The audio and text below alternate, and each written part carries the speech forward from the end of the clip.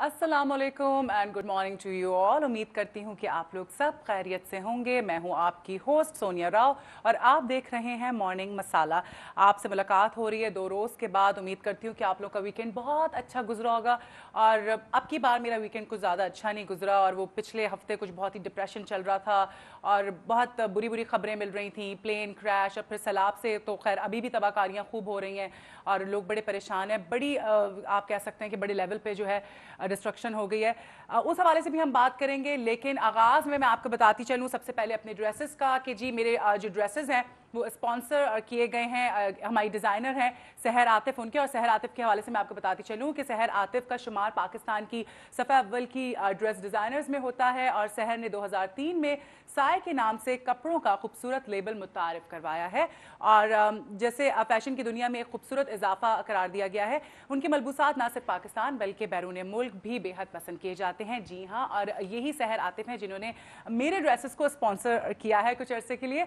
और अब आप लोगों के लिए एक और चीज़ मैं बताती चलूँ कि आप हमें कॉल कर सकते हैं और आज आप लोगों के लिए एक क्वेश्चन है। अगर आप उस क्वेश्चन का जवाब सही देंगे तो हम आपको डिनर या फिर लंच के लिए हम आपको वाउचर देंगे। आपको बताती चलूँ एक नया रेस्टोरेंट खोला गया है। ये नहीं बताऊंगी कि किस जगह पे खोला गया है, ये आप लोगों ने बताना है। रेस्टोरेंट का नाम है टनोज ग्रिल और बहुत ज़बरदस्त उनका फूड है और उस हवाले से हम आपको और इन्फॉर्मेशन देंगे, लेकिन आपको ये बताना है कि उस रेस्टोरेंट की लोकेशन क्या है, कहाँ पर है। जो सही जवाब देगा उसको हम देंगे वाउचर, कपल वाउचर मिलेगा और कपल जाके लंच कर सकते हैं या डिनर कर सकते हैं। और अब आपको मैं ले चलती हूँ, अच्छा थॉट ऑफ द डे की भी बात कर लेते हैं कि जी थॉट ऑफ द डे ये है कि जंगलात हमारे सिस्टम का एक इंतहाई अहम हिस्सा हैं, लेकिन इंतहाई अफसोसनाक बात यह है कि हम खुदा की इस नेमत को इंतहाई बेदर्दी से अपने मौशी मफादात के लिए ज़ाया करते जा रहे हैं। एक अंदाजे के मुताबिक रोज़ाना फुटबॉल के मैदान जितने रकबे पर मौजूद दरख्तों को काटा जा रहा है। अगर दुनिया के जंगलात इसी रफ्तार से कटते गए तो एक दिन हम इस नेमत से महरूम हो जाएंगे। हमें ऐसे इक़दामात की सपोर्ट करनी चाहिए जो जंगलात के कटाव में रुकावट पैदा करते रहें। बिल्कुल ये थी थॉट ऑफ द डे और अब आपको लिए चलते हैं पहले सेगमेंट न्यूज़ एंड व्यूज़ की जानिब।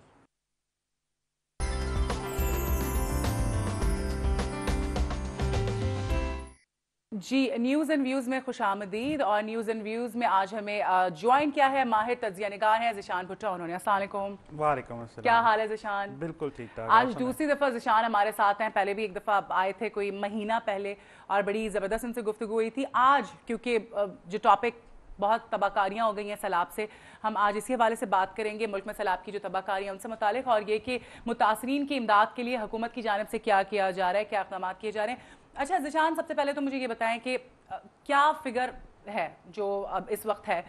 25 लाख जो लोग हैं वो मुतासर हुए हैं इससे और बहुत बड़ी 1400 जो लोग हैं वो इस वक्त जाँ बहक हो चुके हैं। तो आपके पास क्या फिगर है, इस हवाले से क्या? देखिए ये जो फिगर्स आपने अभी बताए हैं ये तो वो हैं जो रिपोर्टेड फिगर्स हैं। सही। क्योंकि ये तमाम एरियाज़ जो हैं इस वक्त इनसे किसी किस्म का मवासलाती रब्ता नहीं हो रहा है, तो ये भी पॉसिबल है कि एक्चुअल फिगर्स जो हैं ग्राउंड रियलिटी जो है उसमें इससे कहीं ज़्यादा हों। अच्छा। मैं इसको लिंक अप करता चलता हूँ आपकी थॉट ऑफ द डे के साथ। सही। जैसा आपने कहा कि किस तरह से हमारे जंगलात जो हैं वो ज़ाया हो रहे हैं, वर्ल्ड ओवर एक क्लाइमेटिक चेंज आ रही है जी। ठीक है। हम क्योंकि एक ऐसा मुल्क है जिसमें इरिगेशन सिस्टम है, बड़ा ज़बरदस्त किस्म का पहाड़ी इलाका जात है, हमारे बारिशें हमारे यहाँ बड़े रेगुलरली होती हैं, तो इस क्लाइमेटिक चेंज की वजह से जो तब्दीलियाँ आ रही हैं उसको हमें मद्देनज़र रखने की ज़रूरत है और हमें प्रीएक्टिव होने की ज़रूरत है। ठीक है, हम इन चीज़ों को प्रीएम्प्ट करें और उसके मुताबिक फिर हम जो हैं कोई प्रोएक्टिव जो है डिसीजंस लें। हमारे यहाँ प्रॉब्लम ये है कि हम इंतज़ार में बैठे रहते हैं, जब कुछ हो जाता है तो उसके बाद फिर हम रिएक्टिव मेजर्स तक जाते हैं। अगर हम पड़ोसी मुल्क में देख लें तो कम से कम 4 साल से तो मेरी नॉलेज में ये बात है कि इस किस्म की रेनफॉल एक्सपेक्टेड थी इस रीजन के अंदर, इंडिया में भी पाकिस्तान में भी, और इंडियन थिंक टैंक्स इस पे काम कर रहे थे। उन्होंने मुख्तलिफ सिनारियो सेटिंग्स की, उनको रन किया, देखा कि क्या क्या पॉसिबिलिटीज़ हो सकती हैं, किस लेवल का सैलाब अगर आता है तो आएगा, उसके लिए वो क्या क्या मेजर्स ले सकते हैं, कौन कौन से एरियाज़ को इवैक्यूएट कराने की ज़रूरत है, कितनी देर लगेगी उनको इवैक्यूएट कराने की, बाकायदा एक्सरसाइज हुई वहाँ पर। हमारे यहाँ अनफॉर्चुनेटली ऐसा कुछ भी नहीं है। हमारे इंतज़ार किया जाता है बारिश हो जाए, सैलाब में लोग बह जाएं, उसके बाद फिर हम जो है प्राइम मिनिस्टर एक रिलीफ अनाउंस कर देंगे, चीफ मिनिस्टर 2 जगह के दौरे कर लेंगे, अपने बाहर के दौरे भी करते रहेंगे, लेकिन अवाम का कोई पुरसाने हाल नहीं है। اور یہ ایک بہت تکلیف دہ امر ہے. بہت تکلیف دہ یقیناً. اچھا اتنی بڑے پیمانے پہ تباہ کاریاں ہوئی ہیں, اتنے لوگ جو ہیں وہ اس سے متاثر ہوئے, ہزاروں گھر جو ہیں منہدم ہو گئے, فصلیں تباہ ہو گئی ہیں, تو ازالہ کون کرے گا اور کیسے ہوگا؟ ازالہ تو آج تک نہیں ہوا. کبھی ہوا ہے؟ جب ارتھ کویک آیا تھا تو کتنے لوگوں کا ازالہ ہوا. میں ابھی ریسنٹلی ان ایریاز میں گیا ہوا تھا. آپ سوچیں پچھلے سال تک, یہ میں آپ کو پچھلے سال کی بات بتا رہا ہوں, پچھلے سال بھی گیا تھا, اس دفعہ پھر گیا ہوں. پچھلے سال تک بالا کوٹ میں کچھ ایسے گھر ہمیں نظر آئے جو پہاڑ سے گرے ہیں اور وہ اٹکے ہوئے ہیں in the middle of nowhere, اور ان تک کو وہاں سے ہٹایا نہیں گیا. تو یہ سوچیں کہ جن کے وہ گھر تھے ان کو کہاں آباد کیا گیا ہوگا. پھر جب آپ ان کو آئی ڈی پیز کو, انٹرنلی ڈسپلیس پیپل جو ہمارے ہوتے ہیں ان نیچرل ڈیزاسٹرز کی وجہ سے, ان کو آپ کسی طرح سے کمپنسیٹ کرتے تو انفارچونیٹلی وہ کمپنسیشن اس لیول کی نہیں ہوتی ہے کہ وہ لوگ اس سے سیٹسفائی ہو سکیں. میں آپ کو 2 ہفتے پہلے کی بات بتاتا ہوں. میں یہ ناردرن ایریاز کا سارا وزٹ کر کے آیا, اسی لیے یہ ہنزا لیک کے سلسلے میں بھی. ہنزا لیک کے جو افیکٹیوز تھے ان میں سے بہت سارے لوگ جو تھے وہ آئی ڈی پی کیمپس چھوڑ کے واپس جا چکے ہیں. وہ کیمپس وہاں پر موجود ہیں, وہاں پر جو فیسلٹیز گورنمنٹ پرووائڈ کر سکتی تھی یا جتنی ان کنسٹرینٹس کے مطابق انہوں نے کی, ان سب کے باوجود وہ لوگ چھوڑ کے واپس چلے گئے بیکاز انہوں نے کہا کہ ہم اس سے بہتر وہاں پر جا کے اپنے آپ کو دوبارہ آباد کریں. اتنی ناقص سروسز. ٹھیک, اب آپ ادھر آ جائیں. یہ تو سیلاب کا ریلا ابھی ایک آیا اور اس نے ابھی گزرنا ہے. ابھی آپ کے کے پی یعنی خیبر پختونخوا سے گزرا ہے, اس کے بعد یہ پنجاب کی طرف آیا ہے. ابھی اس نے مظفر گڑھ سائڈ سے ہو کے جانا ہے, راجن پور سائڈ سے. یہ جو بڑے والا ریلا ابھی ریسنٹلی آیا ہے, بہت افسوسناک بات ہے. اور اس میں کچھ حد تک میں یہ کہوں گا کہ شاید ہمارے لوگ بھی قصوروار ہیں, بیکاز گورنمنٹ بار بار لوگوں کو بتاتی رہتی ہے کہ یہ ایریاز جو ہیں یہ ڈینجرس ہے, یہاں پر آباد مت ہوں.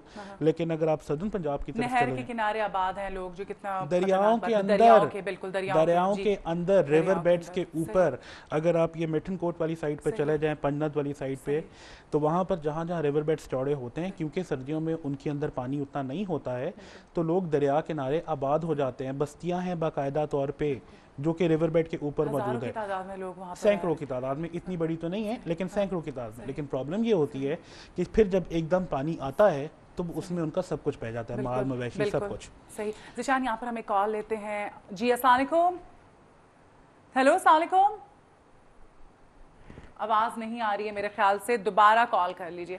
اچھا مجھے ایک بات بتائیں کہ اتنے بڑے جب ڈیزاسٹر ہوتا ہے اس کے بعد, جیسے ارتھ کویک کی آپ مثال دے رہے تھے کہ لوگ جو کیمپس تھے ان سے خوش نہیں تھے, اور بہت دفعہ یہ دیکھا گیا ہے کہ جو ایڈ دی جاتی ہے وہ جو مستحق لوگ ہوتے ہیں وہ بیچارے رہ جاتے ہیں, اور جو مستحقین نہیں ہوتے ہیں ان کو مل جاتی ہے. تو یہ اس کی ڈسٹریبیوشن کیسے ہے؟ اس میں آپ کو بتاتا ہوں, یہ 2 چیزیں ہیں. ایک تو اسٹریٹجک ڈیسیجن ہے کہ ایڈ دینی ہے, کتنی دینی ہے, ٹھیک ہے, کس لیول پہ دینی ہے. دوسری اس کی ٹیکٹیکل ایگزیکیوشن ہے کہ وہ کس طرح سے اس کو آپ ایگزیکیوٹ کر رہے ہیں, کن لوگوں تک پہنچ رہی ہے. اس میں ایڈ دینے کا کانسیپٹ تو برا قطعی طور پہ نہیں ہے, بیکاز یہ تو آپ نے دینا ہے. یہ صرف پاکستان میں نہیں ہوتا. اگر کیٹرینا آیا ادھر امریکہ میں تو اس کے اوپر بھی انہوں نے بہت زیادہ ریلیف ایفرٹس کی اور لوگوں کو کمپنسیٹ کیا, سو اینڈ سو فورتھ. اس کی ایگزیکیوشن جو ہے اس میں پھر آپ یہ کہہ لیں کہ ایگزیکیوٹ کرنے والے بھی ہمارے معاشرے کا حصہ ہیں. تو جس طرح کرپشن ہمیں باقی جگہوں پہ نظر آتی ہے, وہ لوگ شاید اس بات کا خیال بھی نہیں کرتے ہیں کہ یہ ایک آسمانی آفت ہے جس کی وجہ سے لوگ جو ہیں بے گھر ہوئے ہیں, تو شاید اس فنڈ میں ہی وہ جو ہے کوئی کرپشن نہ کریں. وہ کرپشن کا سلسلہ اپنی جگہ پہ جاری رہتا ہے. لیکن اس کو تبدیل کس نے کرنا ہے, میں نے اور آپ نے. میں تو صرف یہ بات کہتا ہوں کہ اگر 17-18 کروڑ ہماری عوام ہے, اتنی آبادی ہمارے ملک میں ہے, تو اگر روزانہ 10 منٹ نکال کے کوئی اس ملک کی بہتری کے لیے کام کرے, تو آپ سوچیں کہ کتنا وقت اس ملک کو ٹھیک کرنے میں. ذیشان اس حوالے سے ہم بات کرتے ہیں. یہاں پر ہم ایک کال لے لیں, سعودی عرب سے کال آئی ہوئی ہے. ہیلو جی السلام علیکم. ہیلو, پھر آواز نہیں آ رہی ہے, دوبارہ کال کر لیں. یہ دوسری دفعہ ہوا ہے, اور وہ اوپر سے بتا رہے تھے پروڈیوسر صاحب کہ ہمارے کالر ہیں سعودی عرب سے کال کرتے ہیں, ان کی کال آئی ہے. آپ دوبارہ ہمیں کال کر لیں. اچھا اب بات کرتے ہیں کہ اتنے سارے اس طرح کے دیہات ہیں جو صفحہ ہستی سے مٹ گئے ہیں, تو اگر ایڈ کی بات کریں تو عالمی برادری جو ہے وہ کہاں سٹینڈ کرتی ہے, کیا ایڈ دی گئی اب تک؟ عالمی برادری کو تو اگر آپ بتائیں گے کچھ ہوا ہے تو وہ پھر ہی کہیں پہ آئے گی نا.